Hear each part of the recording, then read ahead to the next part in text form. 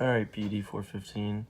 So my name's Kendall, and I'm going to do my presentation on autism, mainly because going throughout the lab this year, I worked with my mentee, and I was just really inspired to delve more into what is autism, the prevalence of it, and more adapted ways to help this disability.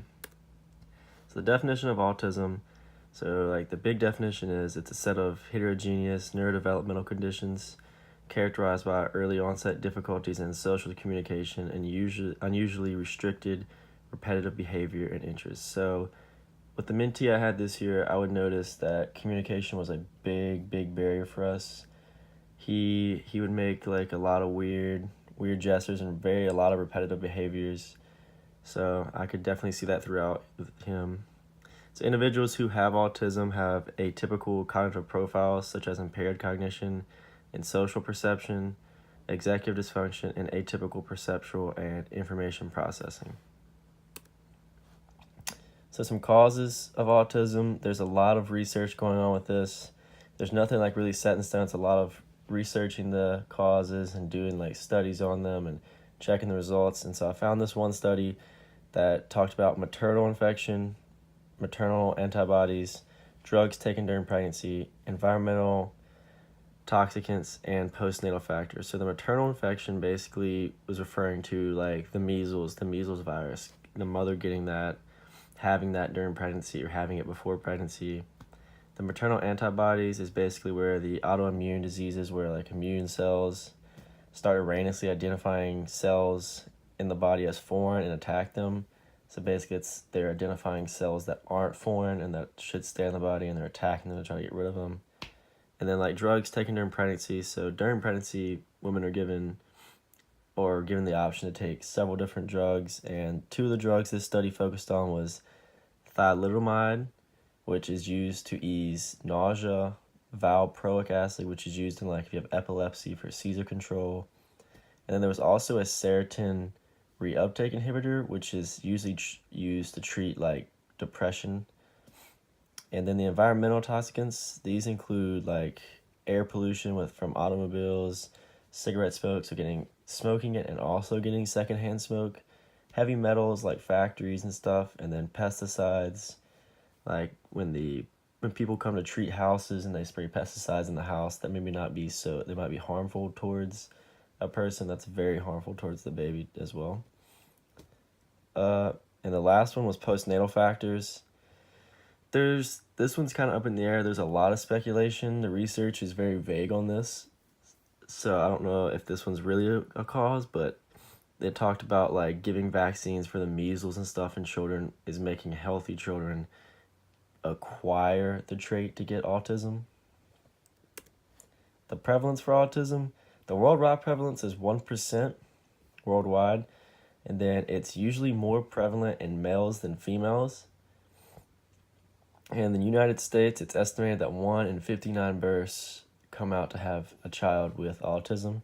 So more than 3.5 million Americans live with autism spectrum disorder in the United States. Some related behaviors, as I discussed earlier a little bit, I touched on them, is you have delayed learning of language, you have difficulty making eye contact or holding a conversation, difficulty with executive function, which is basically reasoning and planning, narrow and intense interests, poor motor skills, and lastly, sensory sensitivities. Interventions and some educational activities for people with autism. So there's some educational that include art classes, singing, music classes, martial arts, drama club, storytelling, card games, board games, online computer games, swimming, basketball, and gymnastics. So throughout PED 415, we incorporated a lot of the swimming, basketball, and gymnastics, and also a little bit of like dance in there. Some recreational activities, you can take them camping, going to a movie, reading a book, singing in a choir, playing tennis, a chess match, listening to music and dancing. And then some other interventions, like I said, with PED 415, we would basically get a lesson plan and try to teach them a sport and different aspects of the sport. So like if you want to teach them basketball, you would do like chest passes, bounce passes, maybe figure eight through the legs. And at the end, you would reward them with, they all want to shoot around and play basketball, so you'd reward them if they did X amount of chest passes, X amount of bounce passes, and did the figure eight for a minute, then you rewarded them with, let's play one-on-one basketball. And then some examples of like intervention things are like the Miracle League, the I Can Do It, You Can Do It, and then the Special Olympics. So the goal I decided to choose with physical activity is the one I focused a lot on throughout the semester, which was resistance training, because a lot of the individuals with disabilities feel like they can't do it, so they choose not to do it, and a lot of the people, like their parents and other people, won't really force them to do it.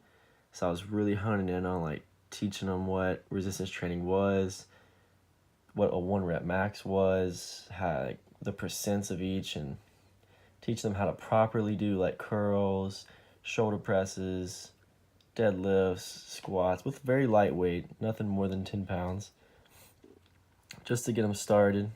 And I feel like if you teach them that, then they'll feel like they're able to do the exercises that people that don't have disabilities do, and so they'll be more likely to get active than they would if I or anybody else were not there to educate them on this.